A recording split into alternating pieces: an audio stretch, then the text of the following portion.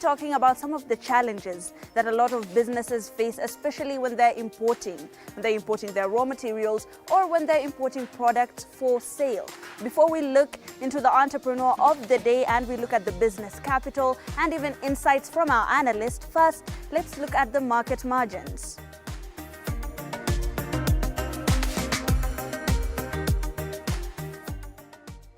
Today on Market Margins, a trader, depending on their choice of goods, may either locally produce or import products to sell to customers.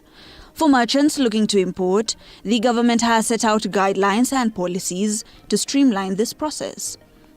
These guidelines usually change over time and are enforced by government agencies like the Kenya Revenue Authority on duties and taxes for each type of product brought into the country. So how does one import? According to KRA, duties and taxes must be levied on any imported and exported goods before releasing them from customs, except when goods are qualifying for special privilege, which qualify for exemption.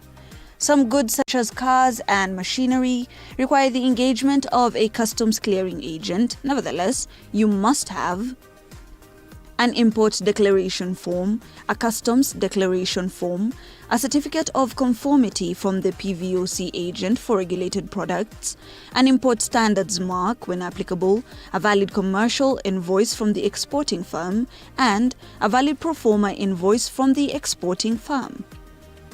The customs clearing agent is then allowed to declare the goods you are importing on the customs portal known as SIMBA. And what are the documents required when importing goods? Well, to clear any imported goods such as a car, machinery, or even general merchandise, sometimes one requires the engagement of a licensed customs clearing agent. When engaging with your preferred clearing agent, ensure you always provide importation documents. Some of them may include, and are not limited to, a certificate of conformity, an import standards mark when applicable, a valid pro forma invoice from the exporting firm, a bill of lading for sea cargo, or an airway bill for air cargo, a certificate of origin, a freight invoice for sea cargo, logbook and its translations if it's not in English for motor vehicles, a permit or license for restricted goods, a personal or taxpayer identification number, an exemption letter in case goods are exempted, a purchase order or contract certificates of roadworthiness for motor vehicles, a packing list for a container, and a letter of credit if available.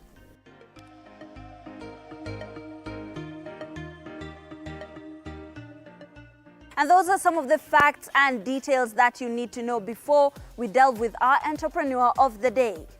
And we are at the Central Business District where we will be featuring the intricacies of importation of electronics. We already have one such business person. We want to know what exactly their journey has been and what exactly they have had to go through, especially when it comes to importation. If you could just start by introducing yourself. What is your name? What is the name of your business? My name is Mary Mwema, CEO Brimat Ventures Limited. And we are importers of laptops and desktops and accessories. Running a tech shop, what exactly gave you the idea to go into this particular sector? What was the brain work behind starting such a business? Let me see, I was just hustling in Nairobi, and then I came across a friend who was doing the same job because I have done hospitality, that is my profession. And I started very small. I started by being a broker. I used to go to a shop, stand there. Maybe I learn what they have and then go around, market what they have. And that's how I built my empire. Of course, there are a lot of certifications and permits and paperwork that goes into coming up with a business like this and ensuring a business like this is, of course, okay with the government. What are some of the permits that you have had to take? What was the journey? Let me say Kenya is one of the best places to do business. That one I can say for sure that there are not very many permits that are not affordable. What you only need in the central business is the license that you get from the county government, and then you must cover your business with fire documents and then also garbage. And then also maybe you can get certificates from HP, Dell, Microsoft. They can give you certificates to be able to operate. But that one, mainly unless you're doing supplies. Now for importation. Importation has its own challenges and its own benefits. And of course, there are these new levies that have come in. Before these new levies, how was your importation like? What was the process? Let me say it's not hard, not very hard. First, before I joined importation, I was doing in bunches. I was just buying locally. Then I partnered with one of my partners is in the US. He's the one who sources the product for us. And then he sends to us. Importation, before it was not that hard until the government now started putting in place, tightening up for business people. So nowadays you're required to have a number of documents for you to do that. But we are trying. What are some of these new documents that you have had to pay for, and how is it different? What is the price range? Of course, your machines have to be inspected from the origin. So they have to do inspection from the origin. From the US, they have agents. KEBS, they have agents. And then they issue with the lading documents so that you can be able to clear at the port. Let's talk about the export levy. Yeah. Recently, it was hiked with the new, finance bill, with a lot of many other things. What has this price difference? What has it done to your business? Let me say mainly because we are dealing with ex-US products that are used, the laptops, the desktops, as you can see, mainly they are not new. The levies have really increased the prices of the product because, of course, when the levies go up, you have to change your prices because most of this has to go to the government. And then the tax, we are taxed. We sell, these things are taxable. So I can say, before we thought when we are bringing these ex-UK products that we are covering for the middle class and people who are not able to buy new products.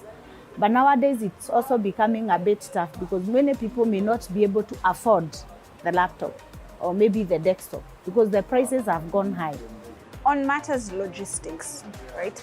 There is, of course, your goods. You've already, bought them from the country of origin. You've brought them into the country. There's the matter of clearance. What is the clearance process like for a person who's still new? Clearing process, most of the time we normally have agents. I think it's easier when you have an agent who is doing the same. As long as you give them the documents, they are able to do the clearing for you.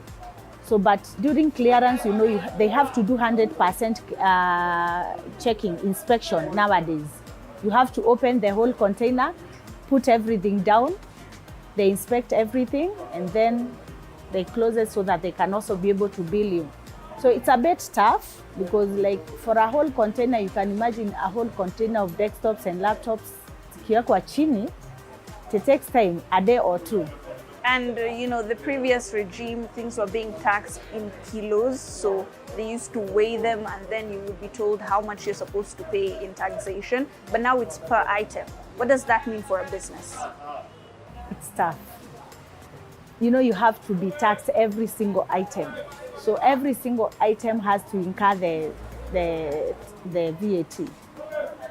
So what happens is the price changes. Of course, when we are affected, the customer is also, it trickles down to the end user. But if the government can be able to balance all that, it's easy for the government to get their money and us to work for them. And knowing now all of these challenges that you're facing, how has that affected your sales one? And what are some of the solutions that you're taking up to improve on it? It has been a challenge because changing prices does not really come well even with the customers. They always complain, today you're selling this, now tomorrow the prices have gone up.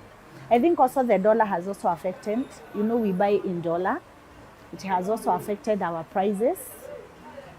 And so the sales go down we are affected. Like now we are affected like 60% of our sales. We have gone down because it takes a long time for customers to accept that the prices are changing. And remember, they are affected twice, with the dollar going up and also now with the levies going up.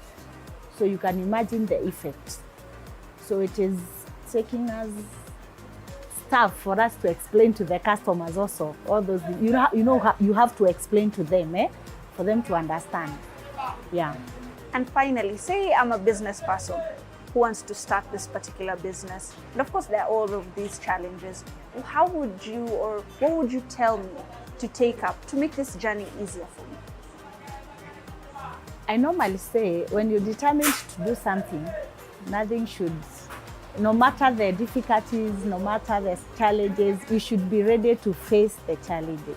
So it's not that difficult for you to start a business. I always tell people, your business starts here in the mind, and then you go down, you look for money, the capital. Again, you don't have to start very big. I've told you I started in a very small shop. I didn't have stock.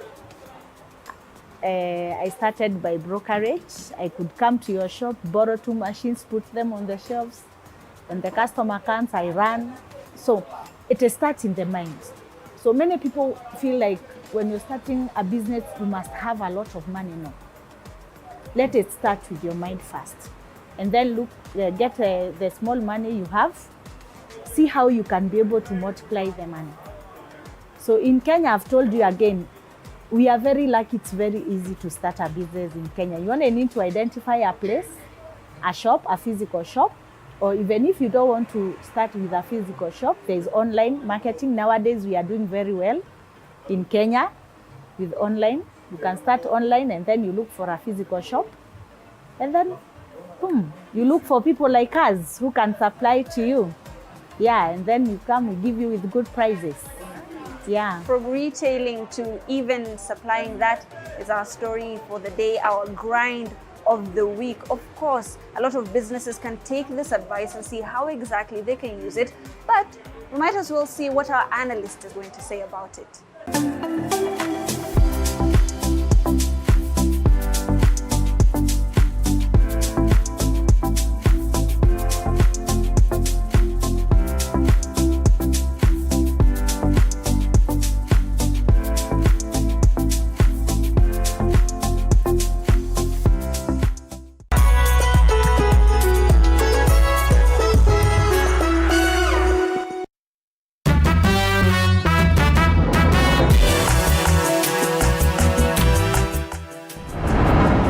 Mahakama Kuu yatoa amri kusimamisha kwa muda mipango ya Kenya kutuma jeshi la polisi Haiti. Tutafuata ardhi zote ambazo zilichukuliwa kiholela na kutumia ujanja na zitarudi kwa wananchi. Tume ya EACC yapiga hatua kubwa katika vita dhidi ya rushwa. Shughuli nyingi sana za kitamaduni zimefeli miaka karibu 20 mpaka sasa. Na msukumo mpya wa kuwa na nyuso halisi katika mapambano ya changamoto za afya ya akili katika jamii. Mental well-being is a need that we all have, and it does not discriminate.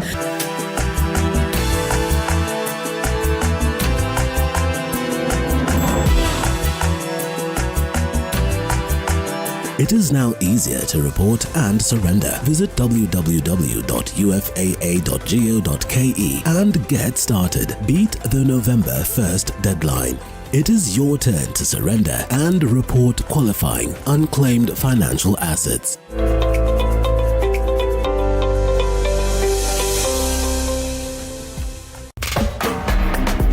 Radio 47, tuko nawe mchana kutwa na usiku kucha. 101.8 Garissa.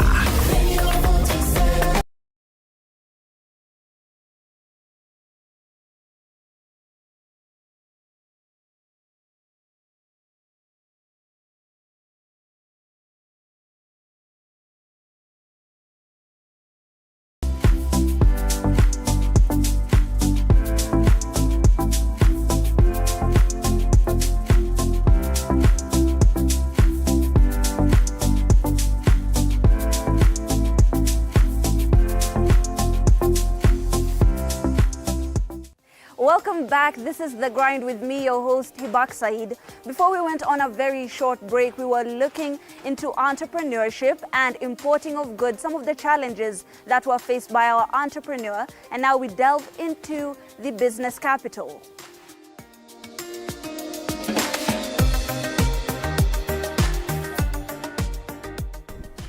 On business capital, so what are the duties and taxes applicable? Well, taxes, of course, are payable depending on the value of the imported item or items and the duty rate applicable. According to the Kenya Revenue Authority, one must pay import duties depending with the item to be imported. The import tax rates vary between 0%, 10% and 25% as provided by the East Africa Community Common External Tariff. However, sensitive items attract duty higher than 25%. The sensitive items are listed in the Schedule 2 of the EAC Common External Tariff. Excise duties must be paid depending on whether the imported item is excisable or not. The excise duty rates are prescribed under the Excise Duty Act of 2015. Number 3, value added tax. The normal rate of VAT is 16%. However, the items exempted from VAT, as provided by the VAT Act of 2013, attract a rate of 0%. The import declaration fees and railway development levy, which are 3.5% and 2% respectively, on value of imports as provided by the Miscellaneous Fees and Levies Act of 2016. Thereafter, you go through the goods clearance process, which requires an IDF lodgement and processing paper, where the importer, on obtaining the pro forma invoice, shall engage a licensed clearing agent to lodge an import declaration form. The importer should then send the IDF to the supplier for pre-shipment inspection. And entry declaration, payment of taxes and processing paper. The appointed clearing agent should make a customs declaration and provide the importer with a payment slip.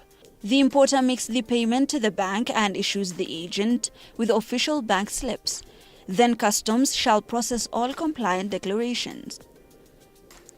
Number 3, verification and other enforcement measures, where the agent should present the physical file at the customs station, where the goods are domiciled, where physical verification is conducted, and a clearance and release form, where upon verification, all compliant declarations are cleared and released.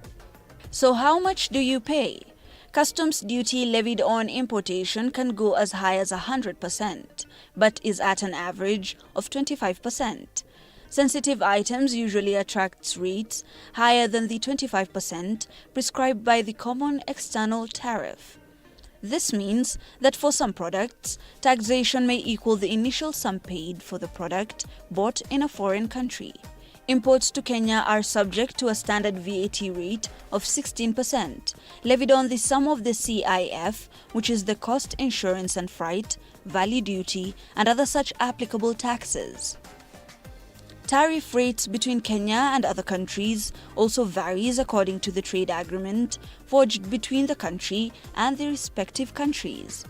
For instance, importing from other East African countries usually accrues the standard VAT of 16% with no additional charges. However, importing, for instance, a car from Japan would accrue at least 30% of the initial cost and can go to as high as 70% of the initial cost.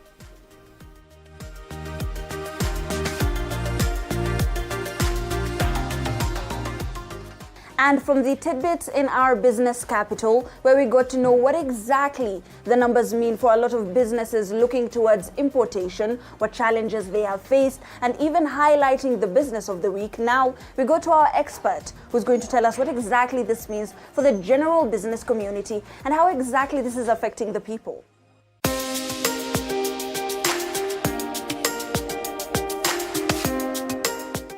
If you could start by introducing yourself, what is your name, what institution do you represent? Thank you, Hibak, for having me here. My name is Marshall Nyangor. I work with a company called Zimel Asset Management, just trying to manage people's capital and trying to make sure that the business is smooth in the industry.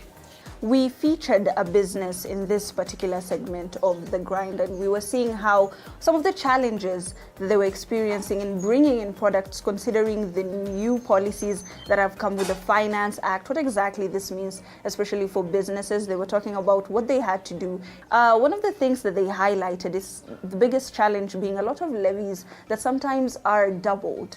How has this affected the businesses coming from, the Finance Act? All this, I think the government have been trying to improve efficiency. The revenue collector being KRA, they realized there were so many loopholes in before. So they've been trying to make sure that some of these loopholes are not there. So anything that comes into the country, at least a businessman have to pay all new taxes. And of course, that means that for those ones who are playing fair initially, they may not really experience hardship in that particular area. But for those ones who already had some loopholes, that will going to be a little bit difficult for them. But overall, I will say that the increase of the VAT, of course, made importation very, very difficult. But I think just beyond VAT, we're also looking at now the cost of importation, because every time these people import this item, they import them in the foreign currencies, in particularly US dollar. And in the recent past, in the last 1 year alone, we have seen a depreciation of Kenya shilling by as much as almost 25-30%.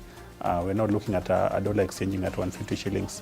That all goes back to the cost of now the imported items, and the more expensive these goods are, the less they're bought, because now they become unaffordable to the buyers.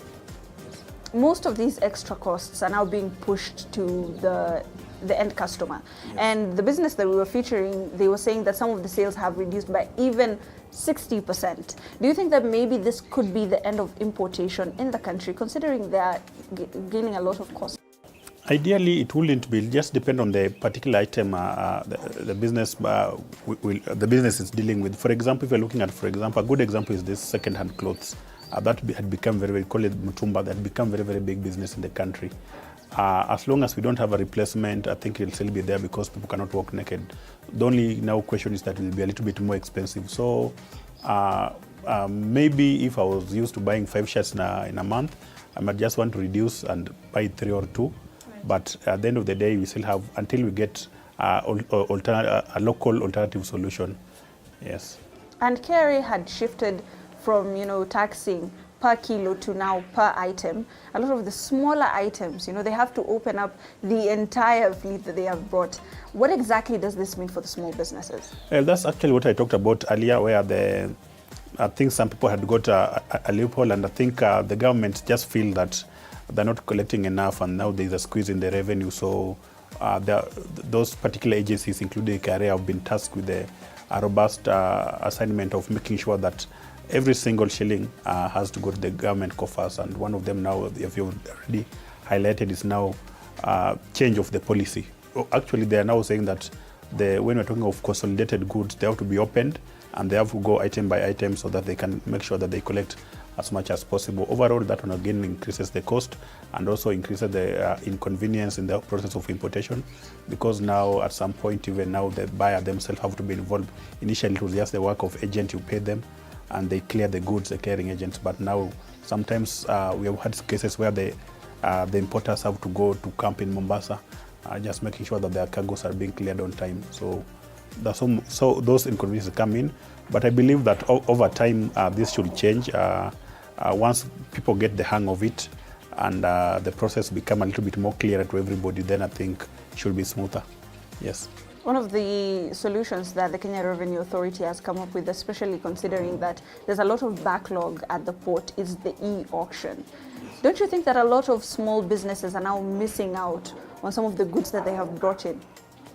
The e-auction, I think, is a factor of many, many things. First of all, by the time your items are auctioned, it means that maybe the goods arrive in Mombasa, they were in the port for some period of time, and they could not clear them.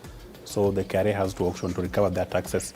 So that could be a number of factors. One of them, as you've said, maybe some small businesses, you plan to import something, then by the time they get to the country, the tax policy has changed. Now, one of the other solutions that a lot of small businesses can now take up, which is not going into the import sector, is self-production. Of course, that has its own challenges. In your expert opinion, if you would weigh between self-production and importation, what would be better for a business?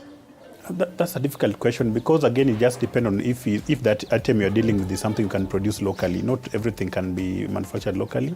Not everything can be produced locally. So depend on the when we talk of, for example, fabrics, we talk of the leather. I think the trade CS has been trying to promote that area in particular. We're talking of shoes, and at some point they even say that they want to ban the importation of shoes. I think maybe they should just increase the taxes to discourage importation, but we can't really ban it. Because again, you know that we have international brands that produce that level of quality that might not be able to meet locally. So I wouldn't really say that everybody, but again, if you're in a business segment where you believe that your core items can be produced locally, then you might want to embrace that. But again, now the biggest challenge has been, I know this now a global discussion, we're looking at the cost of production. I look at the cost of energy locally, and that's the biggest factor when it comes to production. We are some of the most expensive energy sellers. Talk of Kenya Power, then again, it's not that stable. So if you compare that and where they're producing in China, where the electricity is very, very cheap, already there's a competitive advantage. So those are some of the areas, the cost, the ease of doing business is usually like the discussion. The government has to look throughout that before now we can start encouraging people to produce them locally. But I like what is currently happening where the trade CS has been trying to launch county aggregation and processing zones so that local people in the local communities in the county level can start producing whatever can be produced locally so that at least we reduce the import gap. And finally, any parting shot for businesses who are looking into importation? Well, I would say that the things are currently tough, but I honestly don't see them going any better in the near future. So overall, I think as Hibak already advised you, start looking at alternative solutions, alternative local solutions. If you are dealing with an item that can be manufactured locally, then you are far much better off. And again, if we start manufacturing some of the items that we import, it's very, very funny, but we import things like matchstick. The iron sheets, most of them are now imported. The car tires, all those were factories that were initially in Kenya and are producing some of those items in Kenya. So we have already exported some of those jobs to India and China.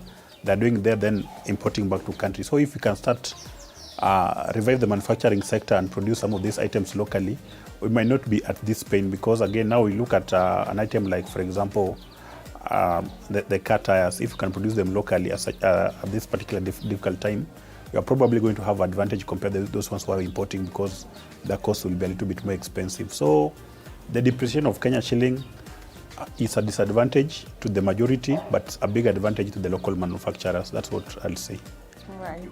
Right, and thank you so much for coming on to The Grind. That is the expert opinion of the week concerning the importation of goods, especially for small businesses, what exactly this means for them, what are some of the alternatives that they can use, what are some of the solutions that they can use. And of course, all these tidbits are to ensure that you get a chance to improve your business and the way that you conduct your business. Thank you so much for joining us on this